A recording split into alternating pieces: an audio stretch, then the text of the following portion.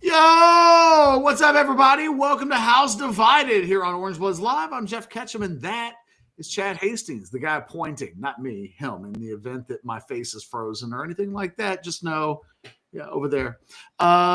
This show brought to you by Texas Card House. They got locations all over the state of Texas. A couple of them here in the Houston area. They got the Texas Card House Social down in North Austin, and they also have Hijack Poker, where allows you to play online poker for real cash if you live inside the state of Texas. Go to hijackpoker.com, scan that QR code. I played in the free roll at noon earlier today.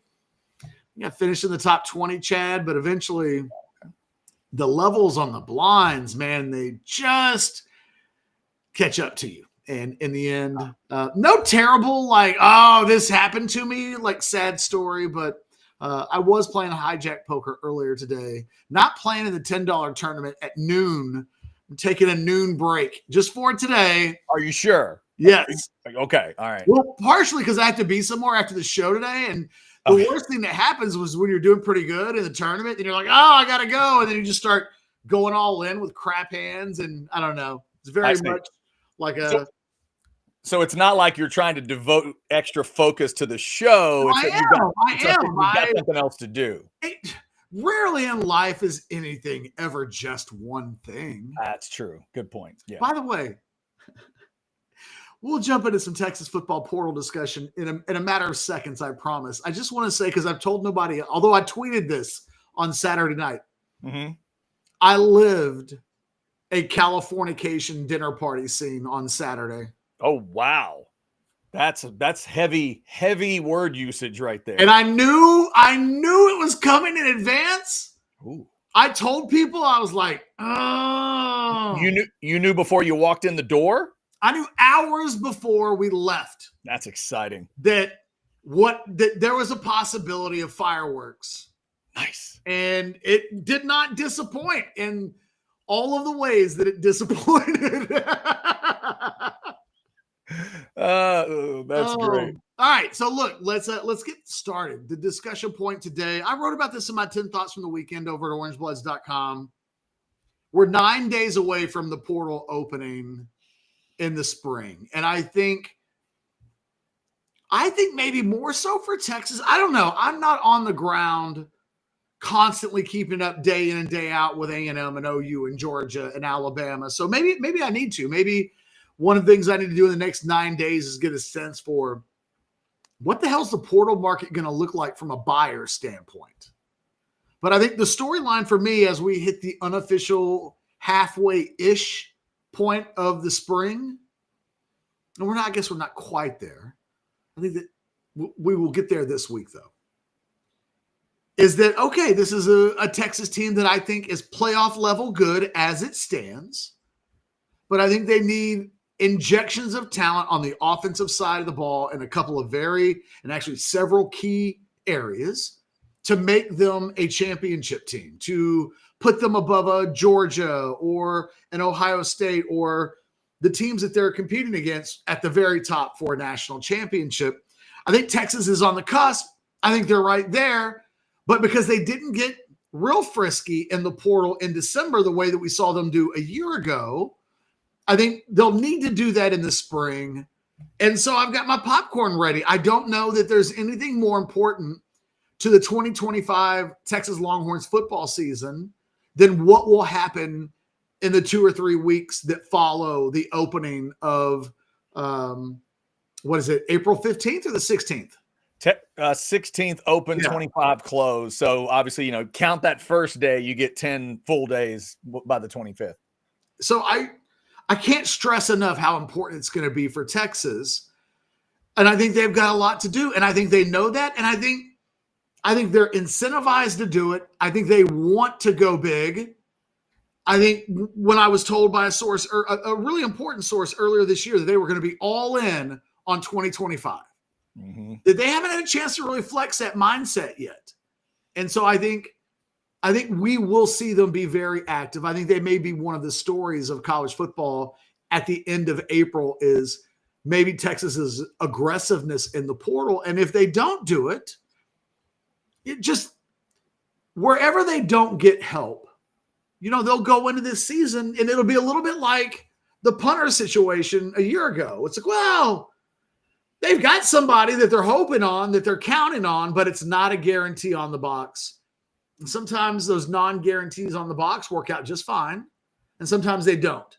But for a program that wants to win a national championship in 2025, I just believe that there's not a lot of unnecessary risks that they'll be looking to take. If you guys want to throw in a super chat, it'll go right to the top of the list. Chat caught my eye here, Catch. S-Rone says, I hope Texas doesn't get any receivers. Why, S-Rone? I don't understand that mindset. You hope they don't get any receivers in the portal? What? I'm confused. Like, walk me through that one, Catch, because it would hurt too many feelings. This room's already been told they're getting a receiver. Isn't that right? Yes. Like, they know. Look, this is where fan confirmation bias kicks in, where you just love your guys so much that you think you're perfectly fine, and the coaches don't think that. Like, they don't think that. So to suggest that you wouldn't want to improve an area where the coaches absolutely know they need an area. And look, it's not that Texas doesn't have a real talented young receiving core, but they're young. They're unproven. The two guys they have on campus that I think they'll feel like are the most dependable going into the season, DeAndre Moore and Ryan Wingo, they're unproven in the roles that they will be asked to carry. Yeah. And I don't know that either of them are ready to be a number one guy on a national championship passing attack. Ryan Wingo's never started a game. And, it's no small thing to ask your quarterback who's only a couple of career starts to have. And, oh, by the way, Ryan Wingo's missing essentially all of the spring. So, and Moore is too. Yeah, it's an unnecessary risk. And Texas does not make the Final Four in each of the last two seasons without doing the thing that S-Rone is saying he doesn't want them to do. And you could have made a case last year, hey, they recruited Ryan Wingo. They've got John Tate Cook. Don't you want to see the young guys get on the field? The five-star receivers, along with five-star offensive linemen, are the biggest talent gambles among super blue chips of any position. When you look at five-star receivers in the history from the state of Texas, now, there have been some in recent years that have really gone boom. You think about the Garrett Wilsons of the world and some of the kids that have come out of Ohio State. CeeDee Lamb in the 2017 class. There have been some five-star receivers that have absolutely gone boom, but historically that position hits about 25% of the time. And that's as good as it gets. It doesn't get better when you start going down into the 4 stars and in the 3 stars. It's a volatile position. And we've seen it with John Tate Cook. This time last year, everybody would have been convinced that John Tate Cook, forget about Chad, whether or not he was ever going to be an impact player at Texas. Everybody thought John Tate Cook was going to start next year. And when the reports came out in the spring that Matthew Golden looked better than John Tate Cook in camp, there were people that just dismissed that open hand. Like, I know who John Tate Cook is. I don't know when we're going to even see John Tate Cook play in a meaningful college football game ever again. And this happens at that position. It is the last position in the world that I would want to take a chance on with regards to these young guys are going to come in and be ready to play at a level that wins you a national championship. ATX Bates with our first super chat of the day, $4.99. Buy or sell. Aggies are more confused by them beating number 1 Tennessee twice than Chad was confused by S-Rone's chat. That's probably a buy. Yeah. The S-Rone chat, it wasn't that confusing to me. I didn't agree with it. I don't know, man. I'm more confused by S-Rones because I think there's a better chance that Texas takes 3 wide receivers in the portal than there is that they take none. Yeah. Maybe that, it's a close none? game. Yeah. They literally are down to 6 right now, and 4 of them are true freshmen. What are we talking about? Both of them are confusing ATX Bates, and even with the wackiness of baseball, yeah, Catch talked me the other way. Yeah, that's a sell. It's still S. Rones because I don't understand the idea. It's one thing. I can fundamentally understand Texas A&M winning 2 games this weekend. It's baseball. Right. It's also one thing to say you don't think they're going to get something done in the portal or whatever. Hope was used. The word hope was used. Boy, man, I'm hoping. What are you hoping? Man, I hope when that portal opens, Texas does not do anything at receiver. That's what you're hoping? Okay. That was a little confusing. But hey, I guess there might be fans with that mindset. If y'all want to throw us a super chat on that discussion or whatever else, we'll go right to the top. What Texas was able to do with Ryan Wingo last year is how you really – that's the ideal situation, I think, for bringing a freshman along. Mm-hmm. It is have some splash plays, get him comfortable in the games. But, if Texas would have asked more of Ryan Wingo, the blind Ryan Wingo at that, he wouldn't have been ready last year to carry a Matthew. He was not. He didn't have 30 catches. He had 29 catches. I think Texas fans have a misplaced evaluation of who they are because they were a mediocre offense last year. Really. I'm sorry. Didn't break 20 points against Georgia in either of those 2 games. Didn't break 20 points against Ohio State. Didn't break 20 points against Arizona State in regulation on offense. Yeah. Didn't break 20 points against A&M. And they should have scored 30-something that night. I was going to say, when it looked like they were on a momentum build to really put it on the Aggies, and they never found 20. That is something you couldn't have gotten me to believe, Catch, midway through that 17-0 drive. Hey, Chad, they're not going to score again. Ever again. Right? They're not scoring the rest of this night. I'm like, come on, man. That's okay. I'm a big boy. I can take it. I see what's about to happen. I would have been shocked. This is a Texas offense that didn't score 20 or more points in 6 of the 7 biggest games of the season last year.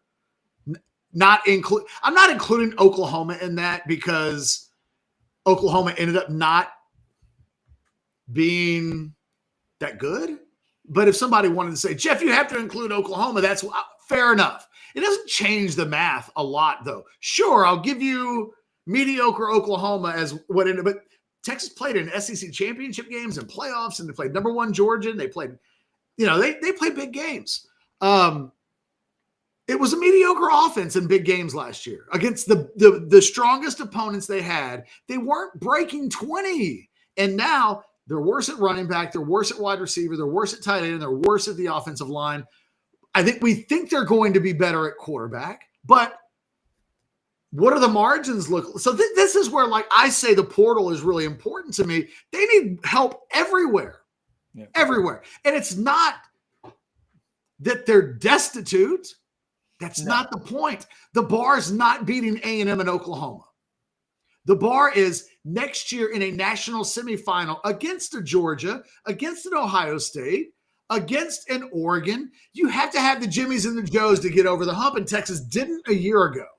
Right. The real bar to me, Catch, maybe this isn't the way it is every year, but there was a moment last year in that playoff where I think everybody had the same feeling, whether they said it out loud or not. Oh, God, if Ohio State plays to their potential, nobody touches them. Nobody beats that team.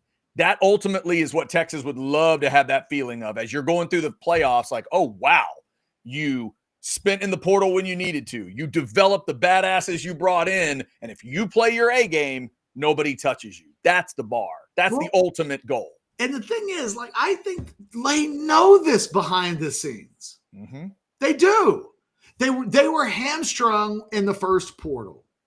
And I first said this, I think we talked about this just a week ago because we were talking, is it Max? We were like, is it Claire or Clary, in terms of the last name? But I think there was a cautious approach in the December portal window. And Ohio State's whole attitude is like, whatever. We'll deal with that when we're forced to deal with it. I'm fascinated to see what happens because I think Texas will have a little bit of that Ohio State attitude in this next portal. And I think, because here's what happened to Texas that I just don't think they could have completely have prepared for. All of its roster last year was playing below. And Tom, I see your $20 super chat. We'll get right to that. If we go to where we were a year ago, Texas didn't have anybody on the 2024 roster who was making more than, say, $750 a year. I say that number loosely because it could be, I think it's $750-ish. But I think there was kind of a glut of guys that were close or near that threshold, but Texas wasn't going over it. And one of the interesting things about the DeCorian Moore recruitment during the summer was that we saw for the very first time an indication that Texas would go above that number in recruiting for a guy. And it was no small thing for them to go, we're going to break our salary wage scale. And we know that by doing this, this will be the new going rate moving forward. And to their credit, when it comes to the Colin Simmonses and the Anthony Hills of the world, like these guys are now being paid at least double what they were a year ago. The rates have changed, but Texas couldn't have guessed, maybe even in November before December, what the market was truly going to do, what it was going to look like. You could theorize about everybody's got money so they can spend it. So what does that mean? It's like, oh, well, you'll see the David Baileys of the world will enter the portal and they'll get $1.5+ million. And you'll go, wait a minute, who?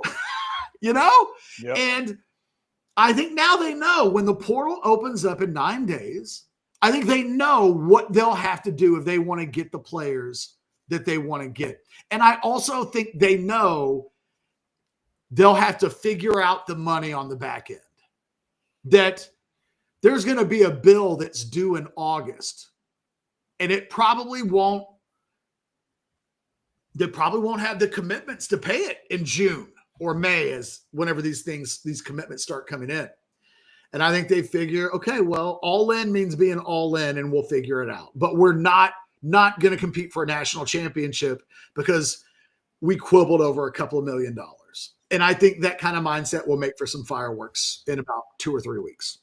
Tom G, here we come. $20 super chat. I think Texas is all talk when saying they are all in, like Ohio State last year. Time will tell. By the way, what's your name on Hijack Poker? I am playing the Nooner now. Tom G, he's out. He's not in it.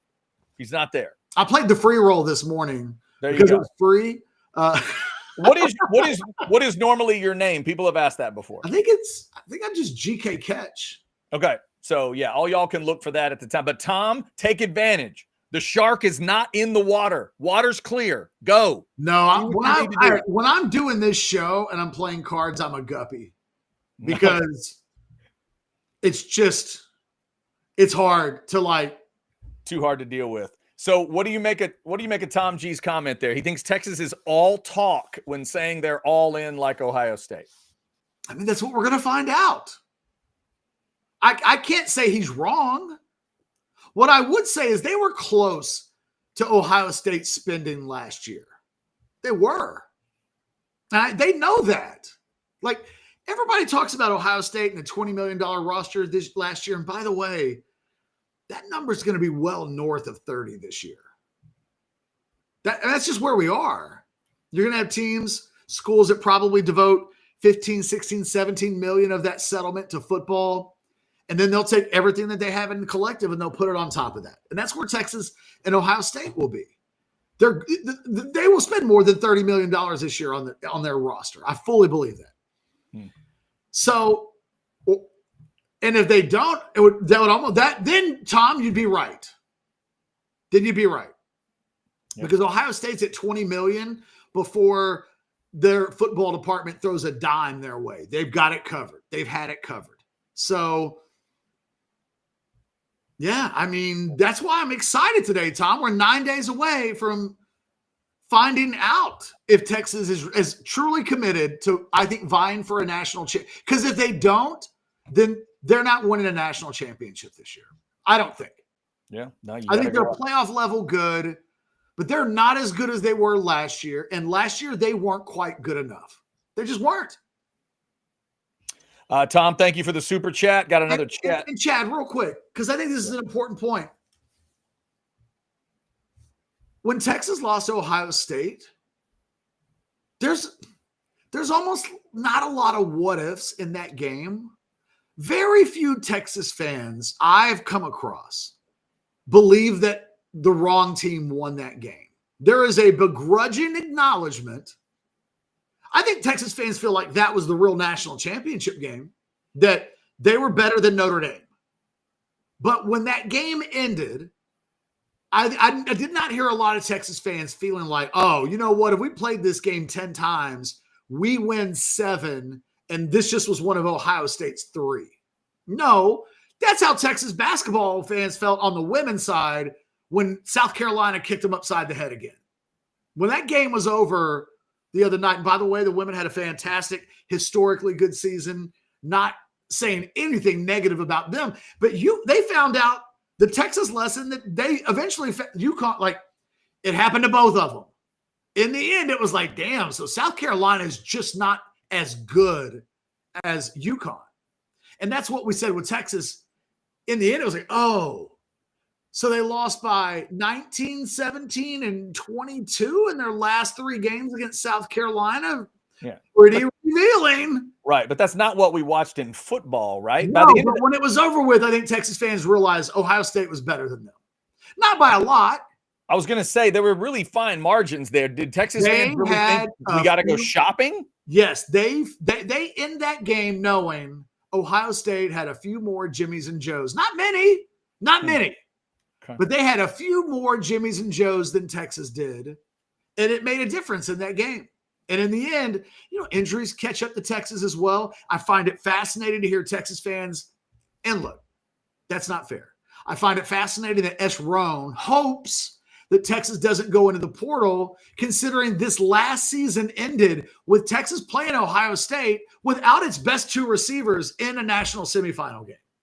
That they didn't have Isaiah Bond and they didn't have Matthew Golden at full capacity in the biggest game of the season, thus left to lean on the guys that you think they should just lean on right now, sight unseen, no questions asked, even though those 2 guys are out. Like, boy, I realize S. Roan does not represent the entire Orange Bloods live audience, but I don't know that Texas makes the playoffs with the wide receiver unit that they have right now. I don't know. They got 8 guys on scholarship. 2 of them are semi-proven. None really at a super, super high level. Isaiah Bond, that guy was a starter on a playoff team at Alabama when Texas brought him over last year. He had only made one of the biggest catches in the history of college football's Iron Bowl when he transferred over. And everybody said, that guy's probably a first or second day NFL pick. Matthew Golden, a 2-year starter at Houston, a guy that caught 2 touchdown passes against Texas when they went heads up in the season before. Like, Texas didn't have those guys at the end of the season. What they had left was the guys that they mostly came into the season without the transfers, and they weren't good enough. So Texas has work to do, really important work to do. And the season, I think, will be defined because the bar's not OU or A&M or Arkansas. The bar is when they get to games in January, can they win a national championship? That's the bar. It's insanely high. Chad, it's insanely high. This is like talking about NBA teams winning a championship. Do you know how insanely hard it is to do? And there's only a couple of teams that can. Being the 4 seed in the East, hell, you're as far away from a championship sometimes as the 13th team in the East. Because at some point, you're either good enough or you're not. And right now, in terms of the highest of bars, I don't know how anybody can say today that Texas is absolutely at the level they were a year ago, when I think they were probably one of the best two teams in college football, along with a Georgia team that their season ended the night they lost their quarterback. They died the night of the SEC championship game. Texas just wasn't able to prove that. Damn near 400 of you in that Specs chat. I see the chat that you put in, Big Cheddar. We will get to that. No super chats right now. So if you want to throw one in, it'll go right to the top of the list. Let's give Specs their love. Here's Lisa talking about the great state of Texas and Specs. As a Texas family-owned business, we know you don't mess with Texas. And you won't find more ways to raise a glass of Texas-made cheer than right here. So whatever you're planning, we're ready to get you ready. Because at Specs, the fun starts here. All right, kind of getting to what we may see in 9 or 10 days. Big Cheddar says, my question has always been, are players at these positions of need going to be available in the portal? If not, I'm okay with, quote, tampering to get some in there. This may be everybody's biggest question, Catch. This portal and the quality that's going to be there. I will only say that these dudes like money, right? No doubt. These guys want to get paid, right? But who are these guys? We don't know the guys, right? No, but I think significantly, what I think is going to happen is that, because I thought the December portal sucked. It wasn't anywhere as good as the December portal from 12 months prior. Mm-hmm. But I think that I think they're going to flip roles.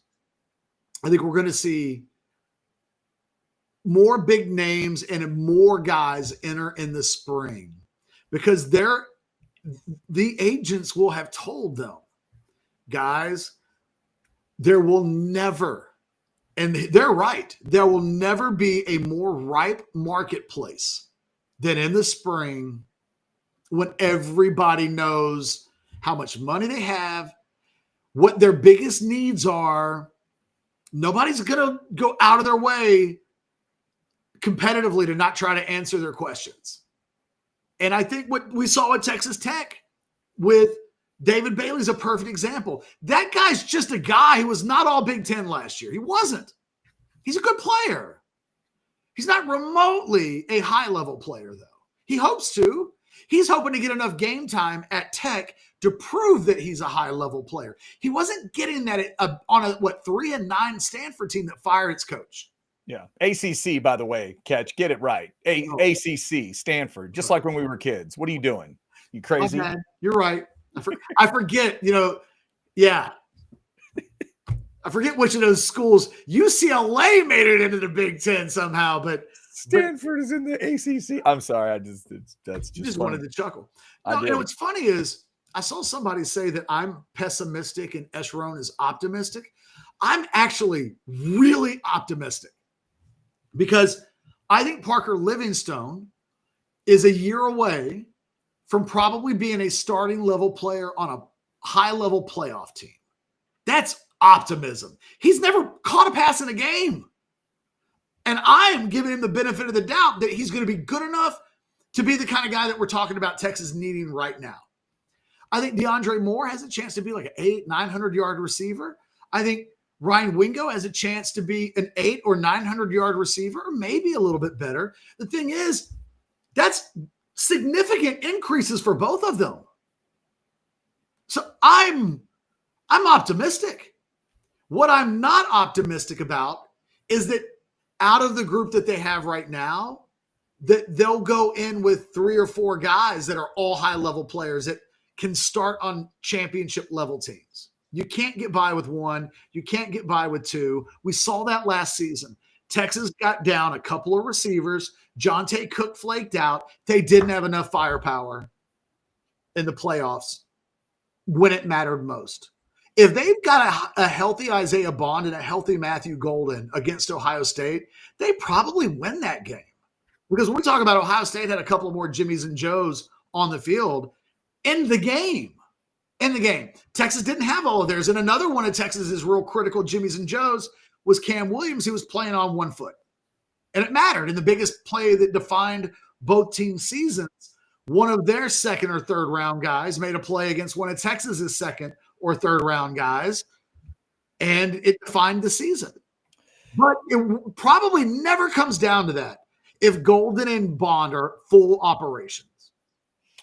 Sailor Joe, I see the super chat. We will definitely get to it. Also, we'll thank some of our great partners around here, like Hayes City Store. That's right. There's Hayes City Store's QR code with us.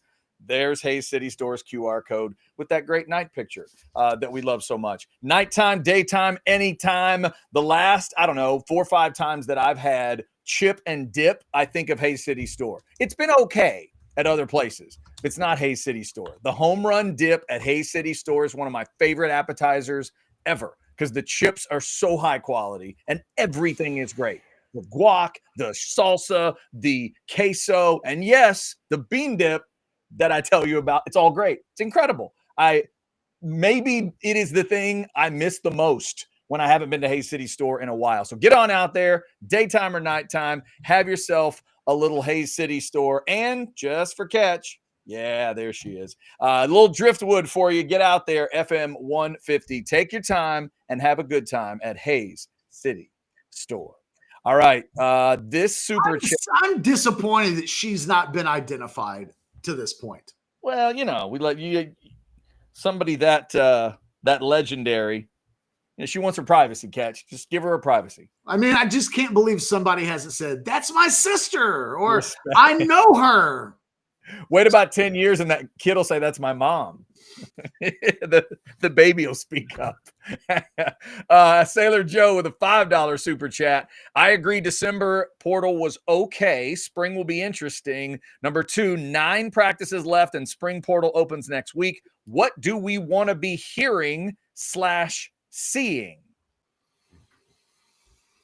Okay. I think it's interesting that Texas scheduled their spring. I mean, guys are going to have to make decisions before the spring ends.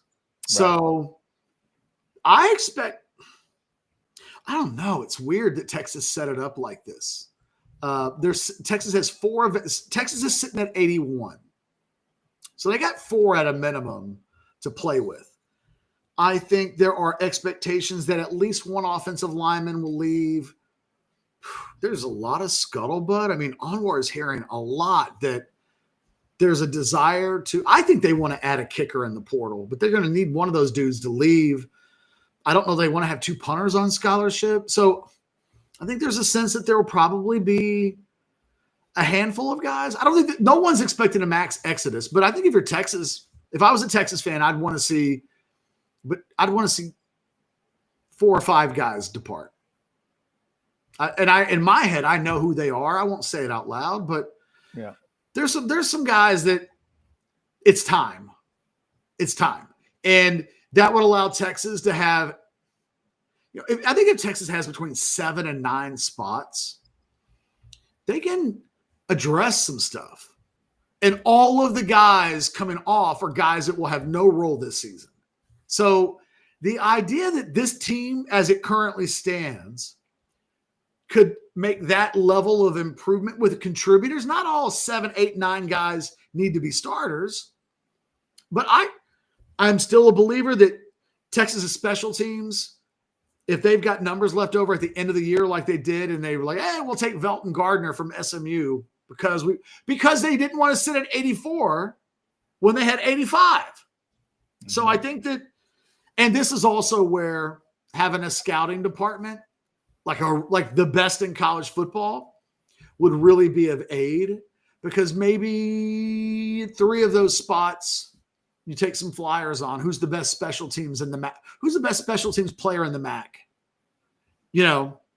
Take a flyer on that guy. They all need to be older guys so that they're not on scholarship for more than a season unless they're really good players. But, I think the profiles are easy to find, and I think you just have to be aggressive. Someone said earlier, I don't mind tampering. I don't think there's such a thing anymore. Yeah. What is it? There's no such thing as tampering, really. The other thing for me, Catch, that timetable, we keep bringing it up. This is a 10-day window, and it's going to be, I mean, it's going to be the Smokey and the Bandit theme. A long way to go and a short time to get there. Think about how compact it all is, because back to that, the portal everybody wants to talk about. The winter portal of last year, the A&M thing created a 30-day window. And then the Alabama thing created another 30-day window. They overlapped. They were staggered. And then because of DeBoer, Washington had one. Then because of Fish, Arizona had one. We haven't had that. We didn't have that this past winter, and we certainly don't have it in the spring. This is a tight April 16th to April 25th. This isn't about coaches leaving. And what we're going to find out is this going to be about like starting level badass Walter Nolan, Isaiah Bond type of dudes or not? Like, what level are we talking about in both cases? It's going to move really quickly when things open up. And are those type of guys really going to get in, or did those guys move just because their coaches did? I mean, look, it will be, if it doesn't happen, Chad, it will have been a mistake on Texas's part. They will have left themselves short by not being aggressive early on in the portal. Because if that happens, then we'll look back to guys like Eric Singleton and Branch, right? One and both end up in the SEC. One ends up at Auburn, the other ends up at Georgia, and that Georgia receiving crew looks interesting to obviously this year. But those are the guys we look back at, and the tight end that you've already mentioned. Yeah, right. I mean, even a guy like Emmanuel Pregnon, because I think. Now, for the money that he went for, I think he'd get more if he'd come out in the spring. And he was USC to where? He was to Oregon. Oregon, okay. But David Bailey got more money than Emmanuel Pregnon did, who's a all Big Ten level offensive lineman. And Texas went I know Texas went north of $1 million for him, and in the end, I think he just wanted to go to Oregon, but and the money was fairly, I think, pretty even. I don't think Texas got out purchased there. This is another level of tampering I hadn't thought of. We need a major coaching scandal before April 16th. Don't speak that into existence, JD. Speak that into existence, JD. Is that really how you want to do this? You want a controversy that creates a new coaching situation and then opens up a big old 30-day window? The trickle effect of like coaches. He wants to see chaos where 3 or 4 programs are affected. That is funny. That's a wild way to look at it. Real quick, our guy Tom. Imagine though if such a thing happened. Well, it would destroy a program now. Think about when Stoops left Oklahoma and they did the late summer transition over to Lincoln Riley. Mm-hmm. Oh yeah. Now OU's entire roster's open for 30 days. How you just it'd be brutal. It's just we saw what happened to Alabama. Yeah. So that's again, it's just you're finding out these teams, they're all pretty much like Texas, Catch. Nobody's going to be completely done with spring. I don't think when this thing closes, are they? Is anybody going to be totally done where they can actually focus on the portal, or is everybody kind of doing what Texas is doing where it's ending? Where you're in spring practice when it ends. Isn't A&M spring game Saturday? There are teams, yes. No. The Aggies are going on. Wait, maybe they are. You might be right. That they may be going the week before. There's a big group on that 25th. The 25th, 26th, or whatever it is.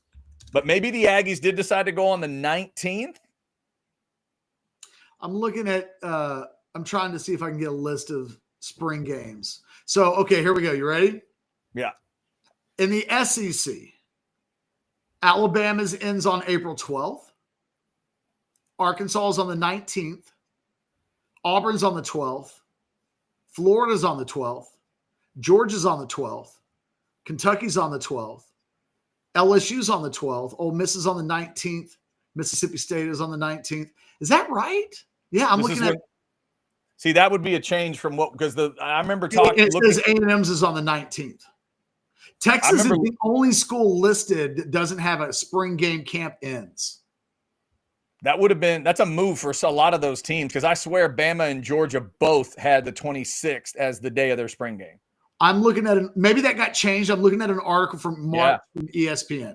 They may have moved it. Yeah, they may have moved it. So in those cases, then maybe it is. If the 12th or even the 19th is real, you're talking about Texas wrapping things up like the day before it close. Well, the day that it closes, I guess, right? Now, Chad, there's a lot of the 26th in the Big Ten, ironically enough. Okay. It's a big weekend in the Big Ten. You're talking, and UCLA and Washington, their camp ends in May. Oh, that's crazy. But you've got, Penn State, Oregon, they're on the 26th. Nebraska's on the 26th. Ohio State, though, their ends on the 12th. See, if that's accurate, then a lot of these have changed, because some of them it felt like there was a lot that were going on the 26th, and maybe they moved for this very reason, to get to get clear. But also, Catch, by going early like that, you could look at it as we're going to get clear so we can focus on the portal. But isn't that also things are closing down for your program, but your guys can jump in the portal at that? You're going to finish before the portal even opens. So then they'll have these players are going to have a full view of everything if they're really done on the 12th. Like that. And then the 16th is when it starts. Man, you talk about get your popcorn ready and start your starter pistols and get the cars all gassed up for all these trips and visits and everything. It's just going to be an insane 10 days. I guess one of the things I would say, if we look, one of the big complaints in the last portal window was that it occurred at the same time as they were in season coaching, dealing with the recruiting window. They were juggling retention. They were dealing with a lot of things. Mm-hmm. It just seems like when the portal window opens, they're in the middle of spring football, recruiting is ongoing, and you're doing the portal again, all at the same time. It's not the same, but what you won't be able to say is if the portal is super critical and it will define just how well our season goes, you can't say that they're doing it. I think in an optimal world, the week the portal opens, your coaches do nothing else but the portal. Yeah, I mean, what's wrong with May? You know what? Like Texas didn't have a recruiting event for 2.5 months other than the one they did in January. February is a dead period. March, they basically killed the whole month, didn't do a whole lot. Only now they really started bringing guys in. I think Texas has proven that, you know what? We're good if nobody comes in that weekend of April, because we're going to have our entire focus on the portal. I wonder when the portal's over with, will I hear the same things that we heard in December, which was, golly, man, there was just too much happening all at once. And we weren't able to be the best versions of ourselves here and here, because I think Texas felt like they were the best version of themselves at the end of recruiting. I think they felt like they finished with the number one class. They flipped, or they were able to get Justice Terry and flip Phillips. They didn't get Fasusi, but I think they felt like their plan, they executed it. I don't think they have any regrets. Mm-hmm. We know, though, that on the football side, there was some like, man, we weren't able, really would have liked to have been able to focus on just game plans. And then with the portal, we know that in reality, that was wrong time, wrong place for what Texas had cooking right at that exact moment. I just wonder if, will we get to May and we'll hear, you know what, in retrospect, we put a lot onto our shoulders when the portal, because I wonder, how does it work? There are going to be guys that just have to bail. They're in the middle of spring, and they're just going to have to say, I'm making my decision through 9 practices. Yeah, that's going to be crazy. Now, I don't think Texas is going to have that many guys. It'll be, what did I say? An ideal world would be 4 or 5. So maybe you're okay there. Here's the thing that I haven't said this out loud. So Chad, Careful, we got 5 minutes. I know, but I'm going to ask you. I don't want to bring this up tomorrow. I either want to get it out now or I won't say it. Okay. There's an elephant in the room that is scary. And I haven't wanted to say it because if I say it out loud, people will be like, Ketch, you might have created a jinx. Okay. I haven't heard anybody else say this. All right. Should I say it? I don't know. Honestly, I have no idea what you're about to say, so I'm not sure if you should say it or not. I don't know what keeps all of the guys that Texas signed in that week in January, the retention guys. Uh-huh. I don't know what's to keep those guys out of the portal in total. Wow. That because none of these, there's no pay for play. Now, what's happened is there are conditions and contracts that you have to be on campus in August, that type of thing, right? Mm-hmm. They have little clauses that they kind of get around some pay for play issues. But you'll put things in like if you're not in Austin to do 2 videos a week on our charitable, you know what I mean? There are ways that you can kind of get around this. Mm-hmm. But I don't know this, and this is what I'm looking at across the country. Schools will think that they've retained guys. But a lot of these guys that they thought were happy in December and January, they can look at what a David Bailey got just now in the portal, and they can go, I'm not making enough money. If that guy can get that, then I need to go into the portal and damn the deal that I made. Jeez. And I think that that's the thing that we all don't know. It is the thing I think that would shake college football to its core to a certain degree. But I think we're going to see it on some level. To what level, I don't know. I don't know. Wow. But I know this.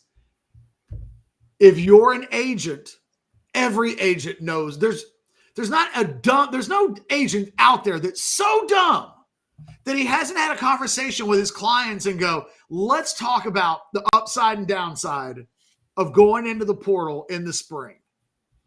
And the upside is, dude, if you want to make the most amount of money humanly possible, this is when you go. This is when the tension and the anxiety and your leverage will be at its highest. So I don't know. Like, I hate to say that out loud because it's scary to think about for every school. But it's not like these guys are on contracts that preclude them from still entering the portal. I'm reminded there was Xavier Worthy had agreed. I think it was in the process of signing a contract for NIL when he entered the portal, is what we had told. This never came out publicly, so it's like allegedly. And then in the 48-hour window that they had to pull him out before it went public, they were able to pull him out. But a couple of years ago, Xavier Worthy, I can't remember if it was, now the years just bleed together. I think it was his sophomore season. Going into his sophomore season, they thought they had everything taken care of until they didn't. And you know what? If I'm not mistaken, Xavier Worthy got a little bit more money out of the deal than the original deal this is when the leverage exists. And you know what? There will be guys that enter their names into the portal for no other reason than to scare the crap out of their schools and see. You could always pull your name out in less than 48 hours. But you could always scare the crap out of the team that you play for and find out, is there a little bit, can I get $250,000 more? There's only one way to find out, Chad. There's only one way. There's only one way. Yeah. And yeah, I wouldn't have thought of it that way, but yes. All right. You said it out loud and we've hit 1250. You got to run. What would pro basketball players do? Would they leave money on the table? Well, I mean, they have the rules set up properly and timelines set up properly. But do professional athletes tend to leave money on the table? No. Guys will decline options because They know that like they can make a little bit more and a little bit more. And Yep. if college athletics is going the way of pro sports, then I'm just saying we shouldn't be surprised if some scary stuff happens. There you go. All right, you said it. I'll get this super chat and pay a bill. You have a good rest of your day, sir. No, we got to do buy or sell. You said you had to roll at 50. You don't have to roll? I'll make it work. Let's just get out at the hour mark. Lord. All right. Go first or second? I'll go first today because I actually have questions. All right, go ahead. I'm good. Buy or sell number one. You think Texas looks like a 10-2 type team as things currently stand? Yeah, that's a buy. It's right in that spot. When one of those three really tough road games, you might lose the other two. I'd say it's at least a 10-2 team for me. Yeah. Buy or sell number two. You're taking U of H to win the whole thing tonight in the matchup against Florida. Whoo! I'm going to try reverse jinx here. It feels too perfect. I'm going to sell for people my age that went through the double heartbreak in 83 and 84. I want it for them. I'm going to root for Houston, but I'm going to sell this and say Florida does it. It's in San Antonio. It all feels too perfect, and maybe the basketball gods pay them back for what happened against Duke. So I'm going to sell. The Grinch that stole Christmas. I'm trying. Buy or sell number three. You watched more of Wayne Gretzky's career than you have of Alex Ovechkin's. Didn't watch a ton of either, but yes, probably a slight buy. A little more of Gretzky than Ovechkin. Yes. When he went to the Kings, that was a thing. It was a thing. I watched some of it when he was in Edmonton. I remember that part of that run, and then I watched a little bit of the LA thing, but I have not followed Ovechkin. I have not locked into him the same way. I think we're exactly the same. I can remember watching Gretzky with the Oilers. Yep. And then I can remember watching a lot of hockey when he went to the Kings. I rooted I just haven't watched it. So. I rooted like hell in 93 for them to beat Montreal when Barry Melrose was the coach and Wayne was on the team. That I've never done that with Ovechkin. I can't remember if I asked you a Val Kilmer question last week or not, but I missed most of last week, so maybe not. Buy or sell number four. Val Kilmer's number one movie is Tombstone and not Top Gun or The Doors or anything else. Val Kilmer's, this is an interesting way to phrase it. Val Kilmer's number one movie. It's like a combination of like the movie itself, performance in it, what we will remember, all of that. Right. This is a sell. Performance-wise, it's Tombstone, but the way you've presented it here, it's a sell because both those second two are better than Tombstone in terms of being movies. They are, but I think I would disagree with you. Yeah. I think Tombstone is the movie that when you say Val Kilmer's name all these years later, it's that performance that people mention first. Exactly. The performance, not the movie, the performance. Right. But if you're doing a Val Kilmer top 10 movie list, I think the movie he's most remembered for is the one you have to put at number one. I can understand that argument. Yeah, I get what you're saying. All right. And finally, buy or sell number five. You saw the season finale of White Lotus season 3. You give it a 7, the season finale, a 7 at a minimum. Yeah, buy. I'll probably, I'll put it slightly above that level. I will not discuss any details, but as always, it feels like with HBO shows, those bastards will do stuff you did not think they were going to do. And then this one had an extra little curve at the end. How dare you, HBO? But yeah, I'm going to buy maybe like an 8.5-ish kind of a thing. I might be able to even walk up to a 9. I thought it was a good, solid season. It was creepy as hell. I liked it. You're at a 5? Okay. I think the season peaked in episodes 5 and 6. I think it came down to earth in season 7 or episode 7. Then last night, well, we do know one thing about HBO series, especially the short ones. Usually landing the plane is difficult for them. And you're telling me that you had a tough landing of the plane on that one, huh? It was okay. It was okay. You know what it is? I'm holding it up to an insanely high standard. I'm holding it up to the Ohio State 2024 standard of football. Mm-hmm. And that's because that's what I expect out of White Lotus. It was good. And I'm not even talking about because the thing happened that you and I are angry about.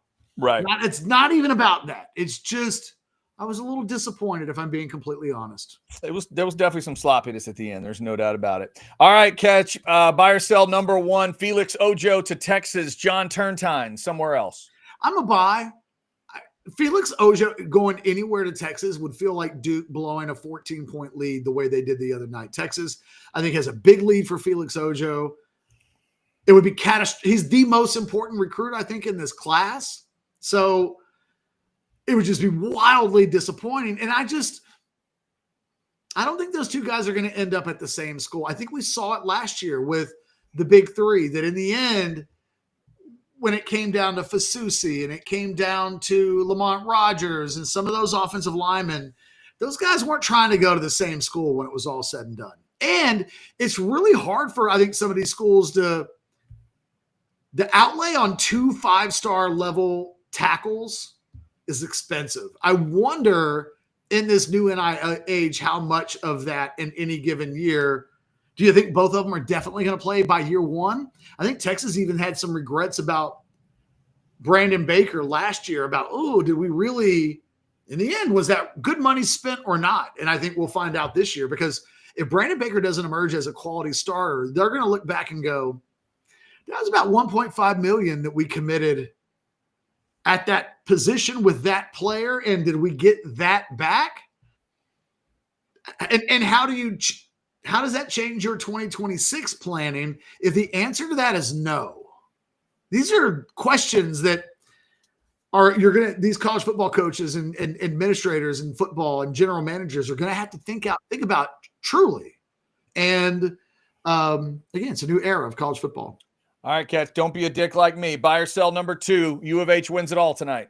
Buy. I picked them before. I picked them to win the tournament for exactly the reason that they won the Duke game the other night. I've watched them all season long, and when they get into the final 4 minutes of games, they just junkyard dog everybody. Mm-hmm. It's what they do. So if you're Florida, man, you better blow Houston off the court.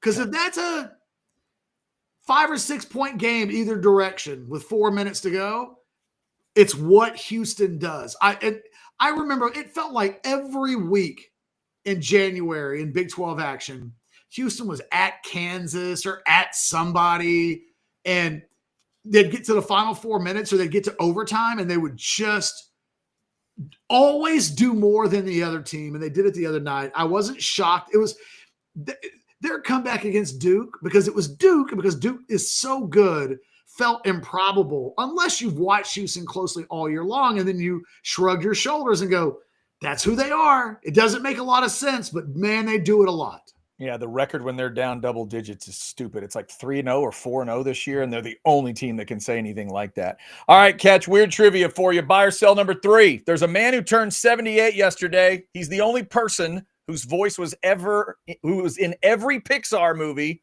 from 95 to 2020, and you can name him. You got 2 kids in the house. I don't know. Randy Newman. Oh, it's a decent guess. How about Cliff Clavin? John Ratzenberger, the only person that was in all those movies. And then I had no idea. Yeah, kind of crazy. Every Pixar movie?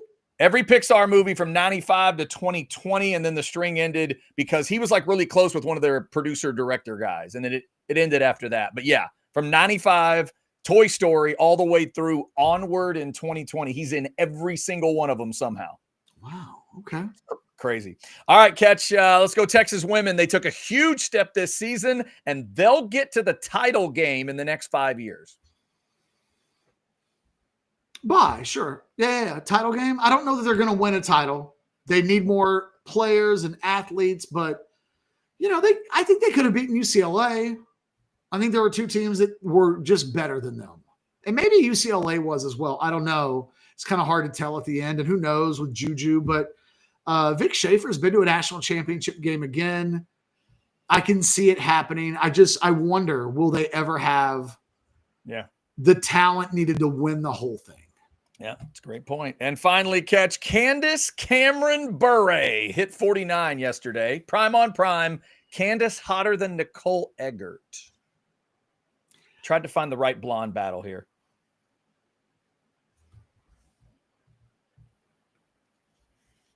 For me, it's a buy. And I don't even like Candace Cameron anymore, but I have to admit, I loved her when she was young. So pretty. So pretty along the way. Both of them did, obviously. I think Nicole Eggert is hotter than she is. But I would choose, my personal opinion is that I would take Candace first. Going with Candace. All right, there you go. All right, Catch, get to what you need to, and I will close it up and grab one more super chat here. Thank you, sir. Fellas. That is Jeff Ketchum, ladies and gentlemen. Thank you guys for jumping in the Specs chat. I'm going to scan for another super chat, make sure we didn't get another one. We will get to it. So, Paul, I promise we will get your super chat before we duck out of here. Also, before we do that, first off, let me do we have the other deal here? No, there we go. Yeah, we'll leave that up. All right. Let's also thank our great partners, including Sinus and Snoring Specialists. Y'all know I love talking about them. Main reason is because I just love sleeping good. And if you are going through snoring stuff and sleep apnea stuff, listen to me. This is the place that can help you out. Sinus and Snoring Specialists, over 20 years of experience with Dr. Slaughter and his crew. It is the latest in ear, nose, and throat. There's surgical options. There's non-surgical options. They've got options that other places just don't have. And it's not a cookie cutter process where you're going to go through the exact same thing that the man that walked in before you did and the woman that comes in after you did. That's not how it works. Because my situation, my wife's situation, very different. As if I walked you through both of them, it's just a different experience, but they do have all the latest options out there, and they can get rid of your allergies for good, all those sinus troubles you're having, and they can get rid of your sleep apnea. So make sure you tell them you heard about it here on Orange Bloods Live, or maybe you saw something on orangebloods.com. Mention my name. That obviously helps out. One of our great partners, and they have been with us for a while now, Sinus and Snoring Specialists. We appreciate them. 601-0303. You can securely text or call on that number, or go to sinussnoringent.com. It's Sinus and Snoring Specialists. Feel clear, rested, and healthy. Make it a gift to yourself in this April springtime period. Now that the spring is here and the weather can get a little crazy, make sure you're sleeping good and feeling good with Sinus and Snoring Specialists. All right, here we go. You know what, Brandon? You're not the only one. Love me some DJ Tanner when I was a kid. Yeah, it's fair. Totally fair. Let's get that super chat from Paul in before we close. $9.99. That's the reality. There's nothing to keep them in Austin. College player contracts are literally day to day. Even if they don't enter the portal, they can hold teams hostage any day they want. Paul, it is a bit of a dark way to look at it. I think you're right. I mean, I think you're accurate in what you're saying. It's another reason why I don't understand how schools, NCAA, coaches, agents, I don't understand how they have not put a well thought out system together. We're talking about when the portal opens and closes. Sometimes that doesn't make any sense. If what Paul is stating here makes sense, is true, that's wrong. If what Ketch said earlier could actually happen, well, that's wrong. If I'm one of those retention guys in January, I should not be able to get into the portal in April. I just shouldn't. That's not how it works. It should not work that way. And as you know, the points have been brought, you shouldn't be able to get into free agency in the NFL while the season's going on, while the playoffs are going on. It needs to be set up properly, and they just haven't done it yet. But let's hope that some of those players, whether it's Texas or any other team, doesn't really hold their teams hostage. But to Paul's point, if this portal really is going to be like an active, high quality, high level kind of portal, what's it going to take? It's going to take a guy or guys that maybe are checking into, hey, here's the deal I've got right now, but could I get a better deal? Paul, again, dark side of it, but I'm not saying that you're wrong. Earlier, I like this one from Tom G. I just want to throw it in real quick. I think we need one all SEC type wide receiver this year, and then next year we should be able to not need the wide receiver portal. Tom, I think that logic makes sense. I think 3 feels like too much to me right now for Texas. It's not that drastic like it was last year, but like 1 or 2 makes sense. 2 wouldn't be too much, but one I think is necessary. I think one is absolutely necessary, Tom. And then maybe you're right. Maybe you wouldn't need the portal next year when you consider the development of all those guys, where everybody would be, Wingo and others, in terms of where they would be along the line. So thank you for that, Tom G. Thanks to everybody for jumping in the Specs chat. We appreciate you. I want to remind you, Football with Friends comes up at 6 this evening. The Old Fashioned is tomorrow at 9 a.m. with Anwar. And then tomorrow, right in this slot at noon, it is the Modcast. We'll get the Modcast. We'll get those mods together. About halfway done with spring practice. All that these guys have been hearing from Anwar to Jason to Alex. Also, I'm sure Jason will throw in a recruiting nugget or two. We got the recruiting hour coming up on Wednesday. The Longhorns did get a 2027 recruit, or excuse me, a commitment if you missed it. First verbal commitment is Taven Epps, a linebacker out of California, listed at 6'5", 210. He is the first commitment for the Longhorns in the 2027 class. So as I get ready to close it up, as we talked about at the beginning, 9 days away from the portal. It should be wild. Portal combat this spring should be insane. I'm also talking to you 18 days before Texas and Texas A&M get back together in baseball. How's that series going to look? Texas sweeps again over Georgia, and somehow the Aggies figured out 2 out of 3 in Knoxville. Kind of a crazy weekend. We'll see if A&M can keep the substance of that going or not. But Texas looks incredible right now, sweeping Georgia. And Texas football fans, this Monday, is 145 days until Texas goes to Columbus. You guys have a great one. We'll be back tomorrow for the Modcast. Thank you for supporting us here at Orange Bloods Live. Remember to like, subscribe, get your notifications, like on the way. If you didn't like on the way in, go ahead and like on the way out. Become a subscriber. Remember, subscribing to the YouTube channel at Orange Bloods Live. It's completely free, and it just helps things out on the algorithm end of things. So if you could, please help us out there. And little note from JD at the end. You're right, JD. Originally from Boyd, Texas. Yes, Epps is looking at this as kind of a coming home situation, even though he's technically California now in terms of high school. He did grow up in Texas. Good call, JD. Y'all have a great Monday. We will talk to you tomorrow on the Modcast, and throughout the week, it's House Divided, and we are Orange Bloods Live. Y'all take care.